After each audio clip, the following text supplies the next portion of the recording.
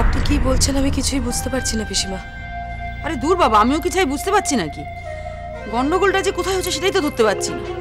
আমি বুঝতে পারছি না শতরূপার সঙ্গে বাবার কি সম্পর্ক, আর আজ হঠাৎ এই সম্পর্কের কথা উঠছেই বা কেন? আমারও তো একই প্রশ্ন। শতরূপা তো কচি খুকি নয় যে আজ প্রথম ওই সম্পর্কের কথা শুনলো। এই জন্যই প্রথম থেকে আমার মেয়েটাকে ভালো লাগেনি। কিন্তু ও তো আমাদের অনেক সাহায্য করেছে, আমাদের বিপদের দিনেও আমাদের পাশে দাঁড়িয়েছে। আজ হঠাৎ শতরূপা এমনটা করতে যাবেই বা কেন? দেখো নীরু, প্রথম দর্শনেই কাউকে ভালো বলে মেনে নেবার তো কোনো কারণ নেই। হয়তো পরে ঝামেলা করবে বলে প্রথম থেকে সকলের মন জয় করবার চেষ্টা করেছে। বাবা কি বলছেন? দাদা তো কোনো কথাই স্বীকার করছেন না, তবে শতরূপা যেভাবে জোরজার করছে তাতে কতদিন যে অস্বীকার করে থাকবে সেটাই বোঝা মুশকিল। বাবা এরকম কোনো ব্যাপারে জড়িত এটা হতে পারে না, বিশ্বাস করি না। ও নীরু, তোমার আমার বিশ্বাস অবিশ্বাসে কি আসে যায় বলো তো? দেখো, এই সম্পর্কের কথা একমাত্র দাদা আর শতরূপা জানে, তাই তো? কাজে সত্যি মিথ্যাটা ওরা দুজনেই জানবে না। শতরূপা বাবার সঙ্গে ঠিক কোন ধরনের সম্পর্কের কথা বলেছে? দেখো, আমি যতটুকু শুনেছি তাতে মনে হলো যে শতরূপা নির্দিষ্ট কোনো সম্পর্কের কথা বলছে না। আমাদের পরিবারে বোধহয় সুখ শান্তি আর কোনোদিনই আসবে না। একটার পর একটা বিপর্যয় ঘটেই চলেছে। তো আমি ভাবছি এখন যে আগুনটা জ্বলল আমাদের পরিবারটা পুড়ে ছাই না হয়ে যায়। এই জানো নীরু, শতরূপা কথায় কথায় একজন ভদ্রমহিলার কথা বলল, নাগপুরের সুনন্দা দত্ত। হঠাৎ করে এই নামটা কেন তুললো বলো তো? নাগপুরের সুনন্দা দত্ত? সেটাই তো হলো লাখ টাকার প্রশ্ন নীরু। ওই নাগপুরের সুনন্দা দত্ত হদিশটা পাওয়া গেলেই গোটা ব্যাপারটা পরিষ্কার হয়ে যাবে। কিন্তু দাদা কি সত্যি সত্যি সুনন্দা দত্ত বলে কাউকে চেনে?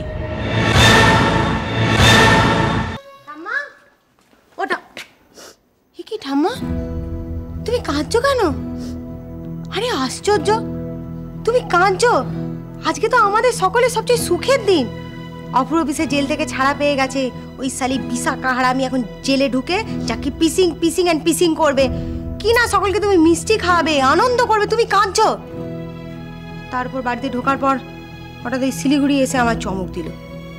কি হয়েছে বলো তো ঠাম্মা? ও ঠাম্মা, আমার সর্বনাশ হয়ে গেছে রে পরি, আমার সর্বনাশ হয়ে গেছে। এই দিনটার জন্য ভগবান আমাকে কেন বাঁচিয়ে রাখলো বলতো? যে স্বামীকে নিয়ে আমার এত গর্ব, যে স্বামীর কল্যাণে রোজ আমি শীতেতে সিঁদুর পরি, সে আমাকে এত আঘাত দিল। দাদু তোমায় আঘাত দিল? কি বলছো তুমি ঠাম্মা? দাদু তো নিজের প্রাণের থেকে বেশি তোমায় ভালোবাসে। মিথ্যে কথা, তোর দাদু আমাকে মোটেই ভালোবাসে না। কি বলছো তুমি ঠাম্মা? ভালোবাসলে আমার সঙ্গে এরকম মিথ্যাচার করতে পারতো না। তোর দাদু আমাকে ঠকিয়েছে, স্বামী স্ত্রী পবিত্র সম্পর্ককে চিনে মিনি খেলেছে। দাদুর নামে এত বড় কথা বলছো তুমি? দাদু তোমায় ঠকিয়েছে, তার প্রমাণটা কি আছে? প্রমাণ হচ্ছে শতরূপা। শতরূপা? হ্যাঁ, এতদিন আমি শতরূপার পরিচয় পেয়েছি। কি পরিচয় পেয়েছো? শতরূপা কে বলো? আমি মুখে উচ্চারণ করতে পারবো না, আমার ঘেন্না হচ্ছে। ঠাম্মা, ওই মেয়েটার সঙ্গে তো দাদুর সম্পর্ক আছে। শতরূপা নাগপুরে এক মহিলার কথা বলেছিল, তোর দাদু সেই মহিলাকে খুব ভালো করে চেনেন। এসব তুমি কি বলছো ঠাম্মা? দাদু?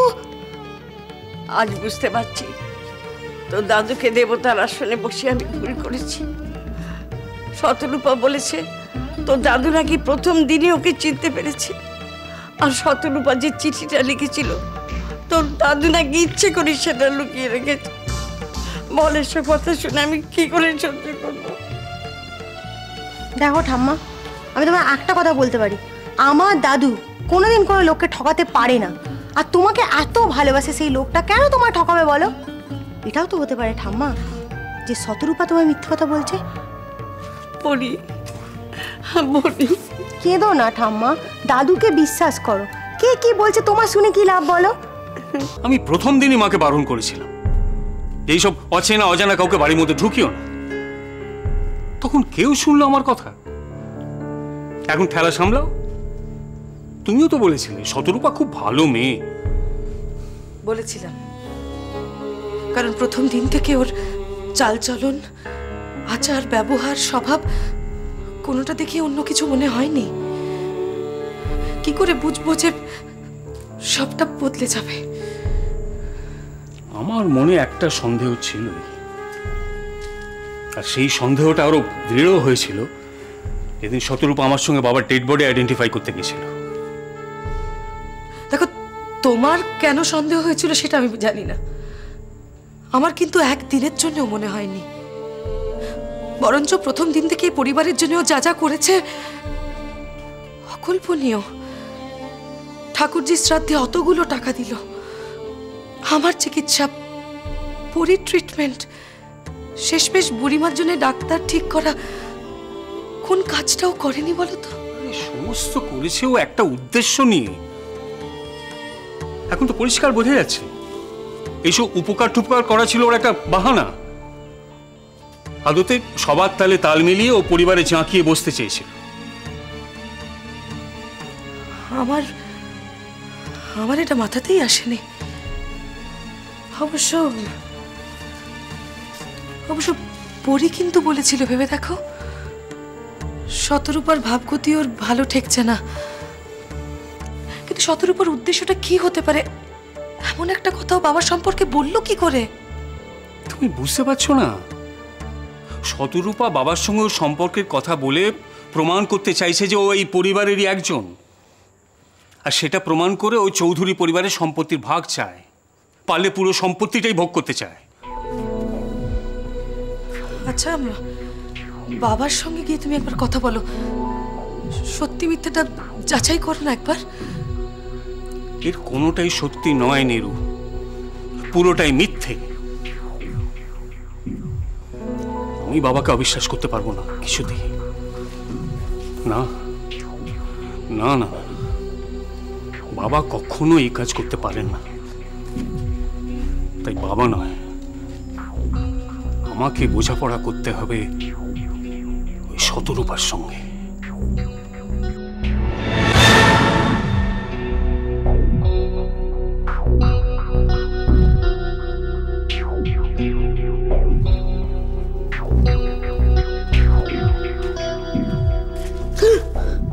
ওরে বাবা, ভয় পেয়ে গেছি তো। তুই আমার মিষ্টি মা, তুই পিসি দরবারকে জেল থেকে জেলে আর ঢুকতো না, তুই বার করে দিস। বার করে দিয়েছি। তুই তো বলি বার করে দিতে, ওই জন্য বার করে দিলাম। এখন পিসের বদলে কে থাকবে বলতো জেলে? কে? ওই সালি বিশাখা। বিশাখাকে জেল থেকে ছাড়লি কেন? বারে, তুই তো আমাকে বললি ছাড়তে, বললি না? বললি যে বিশাখা তোকে কিডন্যাপ করেনি, সেই জন্য বিশাখাকে ছেড়ে দিতে হলো। তা কি করব? আচ্ছা, আমাকে একটা কথা বলতো বান্টি, এই যে তোকে ওই একটা ভালো দিদা না দিদি কি বলিস, যে তোকে আন্টি আন্টি নিয়ে গেছিল কিডন্যাপ করে, তারপরে তুই কখনো বিশাখা যায়নি? না। সে কখনো বিশাখার নাম করেনি? না। আচ্ছা, তোর এই সুন্দর পিসে দিদা যেটা ওই শতরূপা, শতরূপা কখনো যায়নি? ও যায়নি। ওখানে দুটো ওই ভালো আন্টিটা, দুটো গুন্ডা লাগতো, ওই প্রান্ত থেকে ওই প্রান্ত, ওই প্রান্ত থেকে ওই প্রান্ত, আমি পাহারা দিত। তো মহা টেনশন হলো রে, যতক্ষণ আমি জানতে পারছি যে তোকে কে কিডন্যাপ করেছিল, অত সারা শান্তি পাবো না রে আমি। বস এখানে।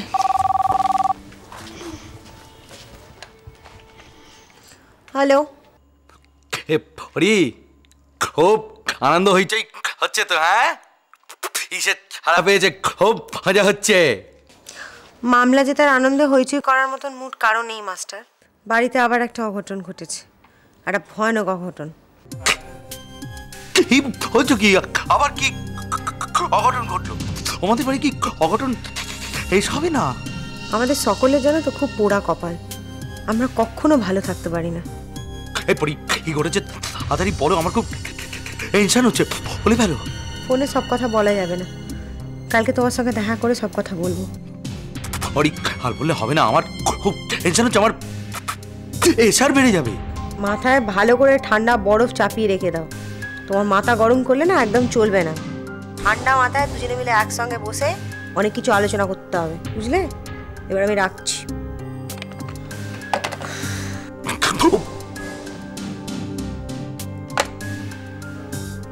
কালকে বলবে বাড়িতে আবার অঘটন, মনে হচ্ছে মারাত্মক কিছু ঘটেছে। কি যে হবে এদের বাড়িতে, যজ্ঞ করতে হবে, যজ্ঞ।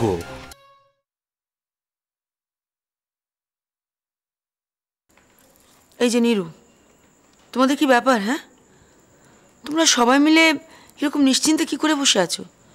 আরে আমার তো চিন্তা চিন্তা পাগল হওয়ার দাখিল।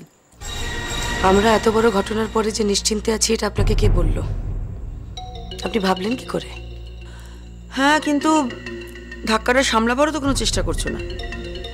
দাদা নিজের ঘরে বসে আছেন, বৌদি ঠাকুর ঘরে কান্নাকাটি করছে, দেবার এরকম অবস্থা, তোমাকেই তো কিছু করতে হবে এই সময়। আমি কি করতে পারি বলুন তো? এই ঘটনার আগে পিছু আমি কিচ্ছু জানি না। আমি কি করব?